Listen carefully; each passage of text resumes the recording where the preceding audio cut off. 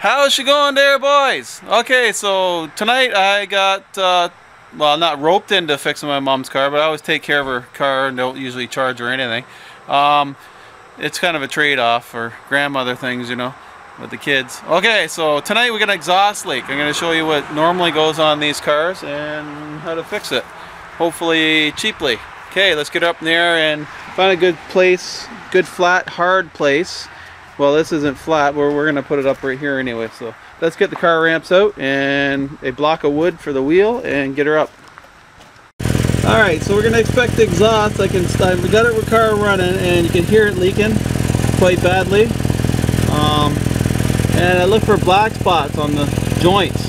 And you can actually use your fingertips. Don't touch it, it's pretty hot. You can feel that. Feel it out of the back of your hand. Even when you're done welding, if you go over the joint like this, you can feel where it's leaking if you have any leaks.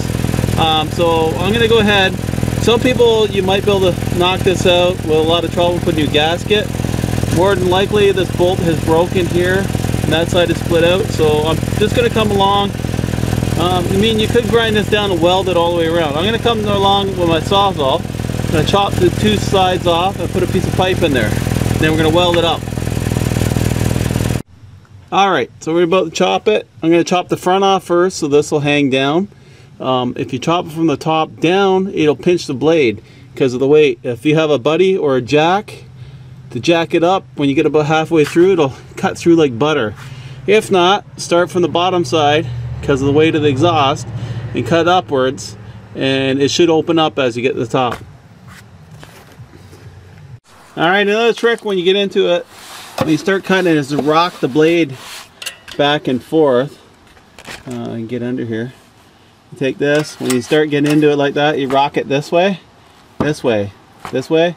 That way it cuts on a point. The steel's not flat across anymore, because when it cuts it makes a flat spot. So what you want to do is, holy, this is bad lighting, guys. You want to rock it when it starts to cut. Rock it. It makes it cut faster because it doesn't have a hole, like a wide surface to cut through. If I just cut it through there, it'll take forever until it gets through that pipe because it's longer cut. You want to cut on the edge, kind of thing. I'll just show you. It's hard to explain.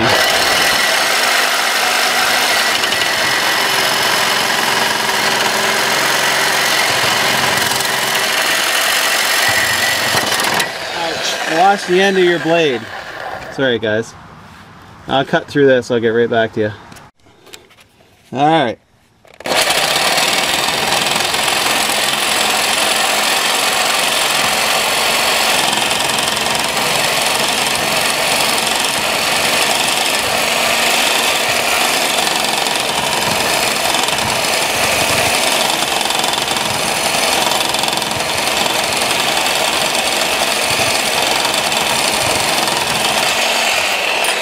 Just like that. And if you hold this sucker wide open, you can actually see sparks coming off the Sawzall blade and you'll burn your blade out. So yeah, don't hold it to the pin like I just did. Okay, we'll cut the other one off, get right back at you. Okay, so that's the side we're looking at. I was right, it rusted right through and broke both bolts. I mean, I could have wasted some time and try to get those out. A lot of times it gets rotten right here near the edge and you start heating them up and remove that. Like this one here is really thin. Yeah, and get a new gasket in it. These are threaded, so you'd have to try to pull them out. Waste all that time. Usually at work we just cut these out, put a new piece of pipe over top, weld both sides. That's what we're going to do here tonight. You could have probably just clamped that together and ground down the edges and weld it all the way around. That'll work too if you can get on top. Alright, now to find an old piece of pipe.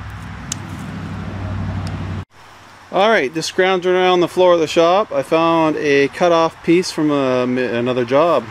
And it fits perfect. We're just going to square the end up and we're going to install that baby. Okay, at this point, I'm going to go and install my little piece I found. I used a angle grinder because my other chop saw blade was off. We're going to go ahead and install that. And I'm going to weld one side first onto it. And it might be this side. If I do that side first onto the pipe and then push that up and weld the top side. I'll probably have to have the floor jack under it to hold it.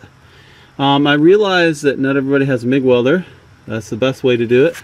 If you made these pieces longer and drove them on there, you could use muffler clamps as long as you got them tight, and you'd have to cut the tails off so it wouldn't catch anything.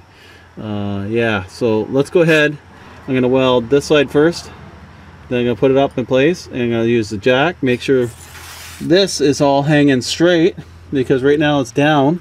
If you don't get it just right, it'll hang all over the place and bump, and you usually go back there and tell by way your muffler's hanging if you have it straight or not. Okay, next step. Okay, it's not my best welding job, but laying on my back in the gravel, I'd say it's not too bad. You can see I tried to keep it up, and the muffler looks straight back there. So the next step is, before I put the welder away, I'm going to start up, put my fingers all around without touching it, make sure I don't have any leaks before I put the welder away. Because sure as shit, when you put the welder away, then you're going to need it again. Every time. Try not to burn myself. I'm going to feel around it, make sure that I don't hear any leaks, but sometimes you can feel a pinhole by doing that. Okay guys, short video tonight. This is what I was up to. Yeah, sometimes I get up to a lot more and I don't grab the camera, and I'm trying to do more videos, so, but I don't want to do videos about nothing, so please hang in there. Not sure what I'm going to get up to tomorrow night. Probably doing an oil change on the girlfriend's van, but we got to get a throttle cable on this, and this is going to get ready for our Loyalist College car show on Saturday, so I hope to be there. Anyway, we're about dead on battery, so please comment, rate, and subscribe. Talk to you guys later. Bye.